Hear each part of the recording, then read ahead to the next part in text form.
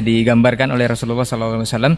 Nah, kita bawa ke kondisi sekarang, Ustaz. Sebagian besar kaum muslimin yang otomatis sudah Islam sejak kecil karena orang tuanya bersyahadat, tetapi kenapa enggan sekali dengan syariat yang sudah dibawa oleh Rasulullah SAW? Padahal itu konsekuensi dari syahadat tadi, Ustaz. Apa karena tidak paham konsekuensinya atau seperti apa, Ustaz? Yes, kita pastikan karena memang mereka pada umumnya tidak mempelajari makna serta rukun serta syarat-syarat kalimat ini. Nah, bagi mereka mengucapkan itu sudah selesai. Bahwa tidak mengetahui bagaimana yang harus direalisasikan dari kalimat ini. Sehingga tidak sedikit seperti yang katakan tadi, mereka muslim tapi sangat membenci syariat Islam, memerangi syariat Islam, membenci orang-orang yang istiqamah dengan Islam, padahal mereka membawa nama Islam. Contohnya ini ada di zaman Nabi SAW, orang-orang yang bukan yang terlahir tapi terpaksa dalam tanda petik ya karena untuk melindungi diri, seperti orang-orang munafikin. Nah, mereka itu sangat membenci Islam, bahkan mencari peluang-peluang untuk menjatuhkan Nabi dan para sahabat. Sindirannya pedas-pedas, tindakannya luar biasa, luar biasa menyakitkan. Sebutlah misalnya sindiran mereka yang disebutkan Al-Quranul Karim ketika selesai perang Tabuk. Mereka di perjalanan mengatakan, awas nanti kalau udah sampai Madinah, orang-orang yang paling mulia akan mengeluarkan orang-orang yang paling hina. Ini sindiran mereka sampaikan kepada Nabi alaihissalam kepada berikutnya. Kami orang asli, Nabi pendatang. Lalu Allah abadikan itu. Humul ladzina yaquluna la in raja'na ila al-madinati lukhrijanna al-a'azzu minha al-adhal. Jadi mereka ini pada umumnya belum masuk Islam ke dalam hati mereka, karena memang tumbuh dan berkembang di keluarga muslim tetapi tidak menerapkan Islam. Gimana nak menerapkan Islam? Karena sama sekali tidak pernah belajar Islam. Ada juga belajar Islam tapi tak serius mempelajari Islam. Kalau tak serius pelajarinya apalagi menerapkannya. Jadi seperti wallahu alam, mungkin seperti orang-orang Arab dulu datang ke Nabi sallallahu alaihi wasallam, qalatil a'rabu amanna. Orang-orang Arab dulu datang ke Nabi, kami sudah beriman. Kata Allah yang jawab, qul lam tu'minu. Katakan kalian belum beriman. Walakin qulu aslamna. Kalian baru masuk Islam. Nah, walamma yadkhulul imanu fi qulubikum. Ternyata iman belum masuk ke dalam hati kalian. Nah, kalimat ini ma'asyiral ikhwan yang dirahmati Allah SWT harus dipelajari, harus dipahami.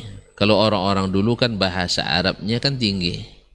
Mendengar kalimat la ilaha illallah, mereka paham. Kalau kita sudah diterjemahkan juga belum paham kita. Nah, tidak ada Tuhan selain Allah. Akhirnya dengan terjemah ini, lalu dia buktikan di apa? Di dalam alam nyata yang dia saksikan di sekitarnya, ada Tuhan selain Allah. Orang ini, agama ini Tuhannya. Orang ini Tuhannya. Agama ini Tuhannya. Berarti ada Tuhan selain Allah. Karena terjemahan tadi tidak ada Tuhan selain Allah. Padahal makna ilah dalam bahasa Arab minal aliha ya'lahu, itu adalah maknanya adalah sesuatu yang yutma fihi wa yuhabbu wa yuwala, dicintai dan diberikan loyalitas, ya, yang dicintai dengan sepenuh hati. Itu makna ilah. Dan ini melahirkan ibadah, ketundukan. Sehingga para ulama menyebutkan makna la ilaha dengan makna la ma'budah. Tidak ada yang diibadati. Bihaqqin, dengan hak. Karena apa? Supaya keluar yang diibadati tanpa hak. Ya, makhluk-makhluk diberikan ibadah ada. Orang menyembah batu ada. Orang menyembah hantu ada. Kan ada agama setan kan ada. Orang yang menyembah orang ada. Orang menyembah sapi ada. Orang menyembah akal ada. Maka dikeluarkan dengan itu. Sembahan-sembahan itu laisa bihaq. Bukan hak. Sesungguhnya mereka ibadati selain Allah itu adalah batil. Sesuatu yang batil. Ma'asyarul kiram dirahmati Allah SWT.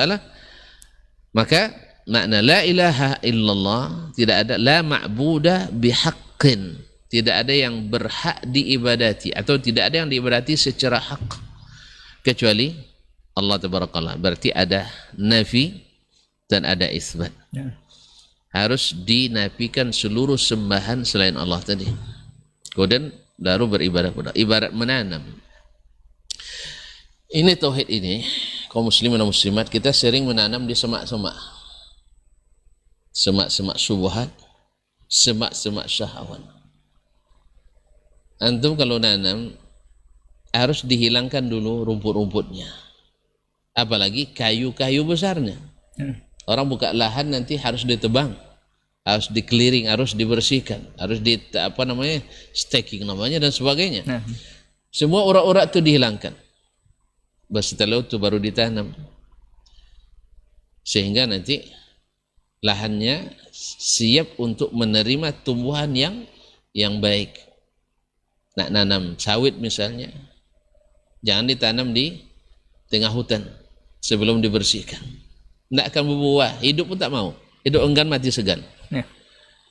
Atau nanam padi, jangan tanam di dalam padang ilalang sebelum dibuang.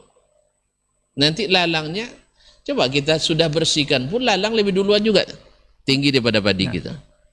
Harus disiangi. Ini apalagi ditanam di lahan yang tidak diolah sama sekali. Tiba-tiba antum ambil, kalau bahasa kampungnya tugal, alu kan, buat lubang di tengah-tengah padang lalang, tanam padi. Padi tidak akan tumbuh-tumbuh. Demikian juga tauhid itu.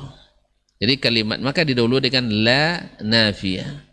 Nafikan seluruh yang digandrungi, yang dicintai berlebihan itu, lalu disebutkan hanya kepada Allah, illallah, kecuali Allah tabaraka wa ta'ala. Ini yang dikenal dengan rukna at-tauhid, dua rukun tauhid.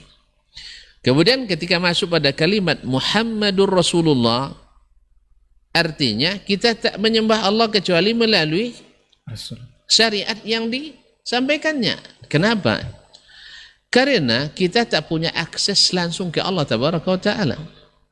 Tidak ada cara untuk mengetahui apa yang diinginkan Allah dari kita kecuali melalui Rasulullah sallallahu alaihi wasallam. Makanya beribadahlah kepada Allah dengan cara yang Nabi ajarkan, baik melalui perkataannya, melalui perbuatannya, atau melalui persetujuannya yang terhadap apa yang dilakukan oleh sahabat Nabi alaihissalatu wassalam. Akhirnya kita tidak beribadah kecuali dengan apa yang Nabi syariatkan, dan tidak meyakini sesuatu kecuali yang Nabi kabarkan. Nah,